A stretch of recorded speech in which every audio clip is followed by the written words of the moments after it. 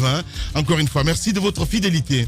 À la une, il faut le dire, au Mali, la crise politique et institutionnelle s'enlise après l'ultimatum donc lancé le 15 juin. Le désormais M5 RFP, proche de l'imam Diko, appelle à l'assaut final ce vendredi 19 juin 2020 pour pousser donc définitivement le président Ibeka à la porte. Dans la foulée, une contre-manifestation évidemment initialement prévue donc à Bamako a été annulée in extremis donc ce week-end. Et pour sa part, après avoir rencontré donc les acteurs de la société civile, le président Keïta, dans une adresse à la nation d'hier dimanche, a annoncé la formation donc d'un nouveau gouvernement et une perspective évidemment de rencontre avec les contestataires. Pendant ce temps, Soumaïla Cissé, président de l'URD et chef de file de l'opposition, demeure introuvable après son enlèvement il y a 2 mois maintenant. Les annonces d'Ibeka suffiront-elles à désamorcer donc la crise? Nous posons cette question ce matin chez les GG. Les appels des religieux seront-ils entendus? Quel avenir pour Soumaïla Cissé, toujours aux mains des terroristes? Nous allons comprendre ce matin, mesdames et messieurs, avec Saïkou Sunoko, premier vice-président donc du parti URD, Ras Bat, porte-parole donc du collectif pour la défense de la République, Massoud Cissé, président de la plateforme Nous le Peuple, Mohamed Chérif Haïdara, président du Conseil supérieur de la diaspora malienne.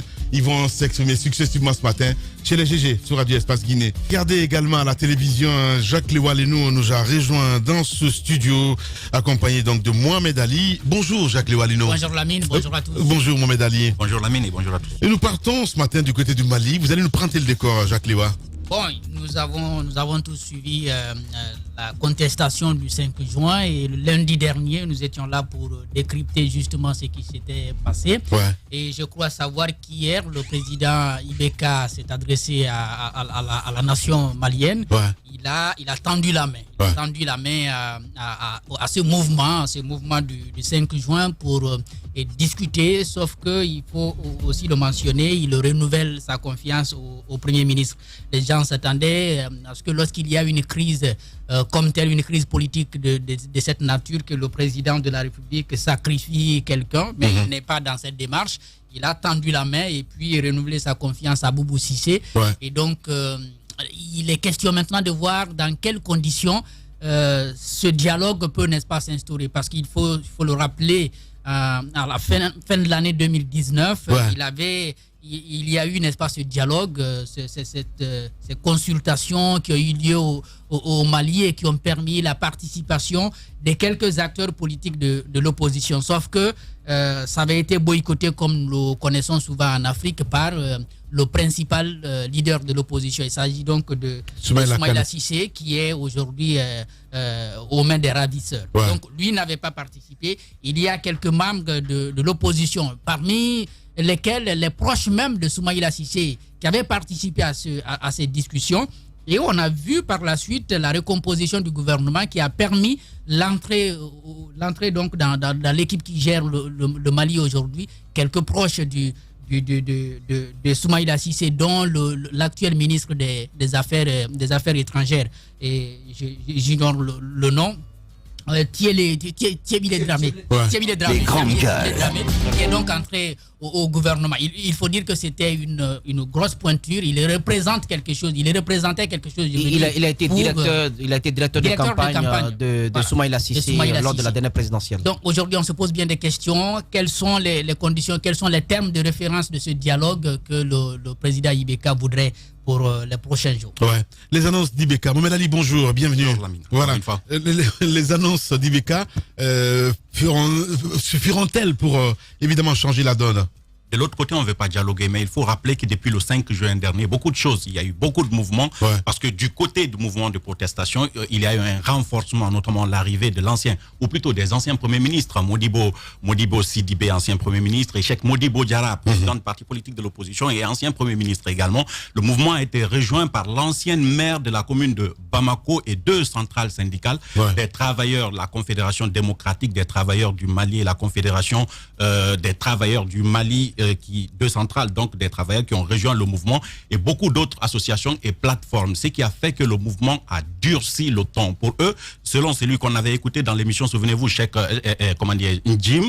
qui est le coordinateur de la CEMAS, il n'y a pas de dialogue possible avec Ibeka. S'il faut dialoguer avec Ibeka, c'est lui retirer sa démission. Enfin, c'est obtenir sa démission. Sinon, il n'y a pas de dialogue possible. Tout ce qu'il demande, c'est que Ibeka démissionne parce qu'il a montré, selon leurs propres termes, son incapacité à gouverner le Mali. Alors, de l'autre côté, il y a effectivement les religieux qui ont tenté de calmer la situation ou de contrôler la situation, si on peut dire cela comme ça. Le président du Haut Conseil malien, le président du Haut Conseil islamique malien a quand même rappelé que effectivement la population malienne, le régime malien est confronté à des difficultés, la corruption, la pauvreté, l'insécurité, et qu'il fallait dénoncer, dire au président Ibeka. Cependant, ils ne sont pas pour la démission du président Ibeka, parce que pour eux, la démission du président Ibeka n'est pas une solution également. Donc, eux, ils ont pris cette position. Ils demandent au président de lancer une main tendue aux protestataires qui ne veulent, je rappelle encore une fois, pas dialoguer du tout. Voilà la situation au Mali actuellement. Ouais. Allez-y, Moussa. Juste le temps d'appeler Salikou Sonogo. Allez-y. Et si les carottes étaient cuites pour Ibrahim Boubacar Keïta, si les carottes étaient vraiment cuites? Vous savez, le Haut Conseil islamique dont parlait tantôt Mohamed Ali n'a plus l'aura qu'il avait lorsque, par exemple, Diko était à sa tête. Ça a perdu de sa ferveur. Les membres de ce Haut Conseil ont perdu de leur verve aussi, compte tenu de leur promiscuité avec le palais Koulouba.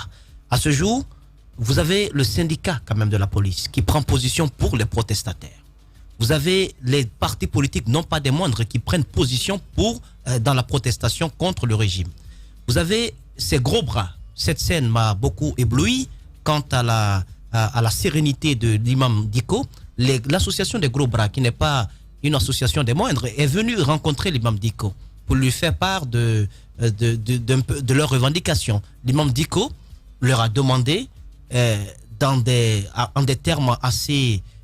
je peux dire assez direct, il leur a demandé de ne pas se mêler de ce qui ne les regarde peut-être pas. Il leur a dit qu'il n'était pas question de renoncer à la lutte qui a été engagée au nom du peuple malien. Moi, je trouve que le président qu'on a écouté hier, c'est un président qui a senti un tout petit peu venir, qui sent un tout petit peu venir peut-être cette fin de règne, parce que dans son discours, il tend la main. Bien. Je vous ai écouté, je vous ai entendu, j'ai entendu vos cris, j'ai entendu votre colère. Mais entendre la colère de la rue mettra-t-elle fin est-ce que le fait d'entendre cette colère mettra fin donc à la contestation de rue et tout cela? Je ne pense pas, parce que là, les forces dans la rue sont rejointes par d'autres forces. Ça risque donc de chauffer au palais Koulouba. Voilà, nous allons partir sur le terrain du côté du Mali, d'où nous attend donc Salikou. Bienvenue, bonjour. Les grandes gueules. Bonjour. Bienvenue sur Radio Espace. Oui. Alors, bonjour. Bonjour. Alors vous êtes en train de conduire cette protestation donc au Mali. Et puis hier, le président de la République a semblé vous comprendre. Il vous tend la main. Dites-nous, comment est-ce que vous avez entendu ces discours? Bon, il faut que je le lise et que je l'étudie.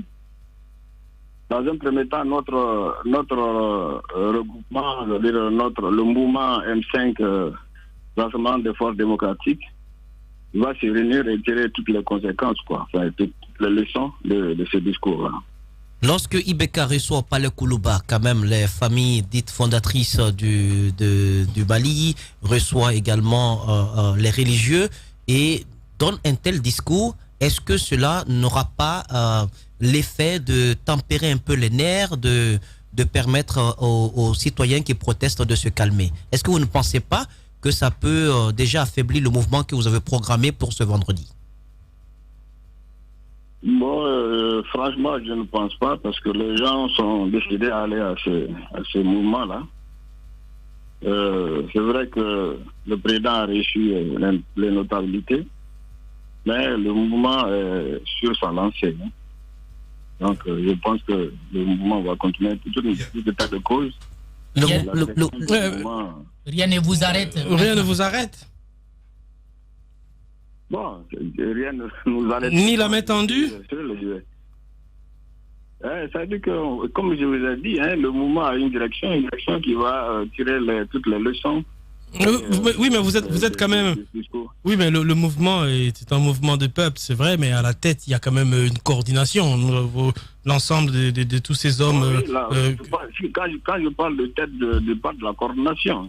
Il y a une coordination qui va quand même tirer les leçons de tout ça. Ça a été dit, ça a été fait hier. La coordination va se venir et tirer les leçons. Bien. Il faudrait attendre ce que la coordination va dire, quoi.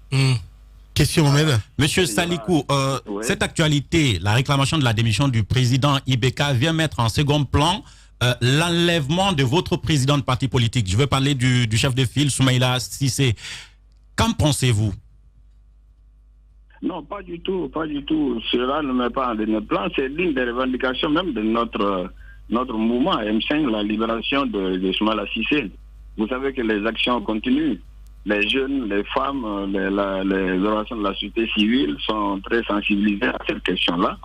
Et nous, notre parti aussi... Sauf qu'on a l'impression que ça ne bouge pas. Je rappelle que l'ancien Premier ministre qui est directeur du comité de crise pour la libération de Soumaïla Cissé, dit ne pas connaître encore les vrais ravisseurs du chef de file de l'opposition.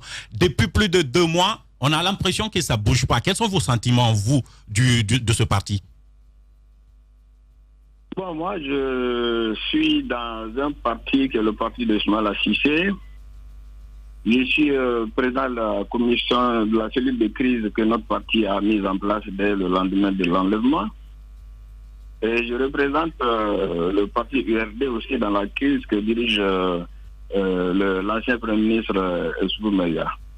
Bon, je peux vous dire que ça bouge, mais vous savez, c'est une question extrêmement délicate qu'il faut gérer avec tout le tact nécessaire.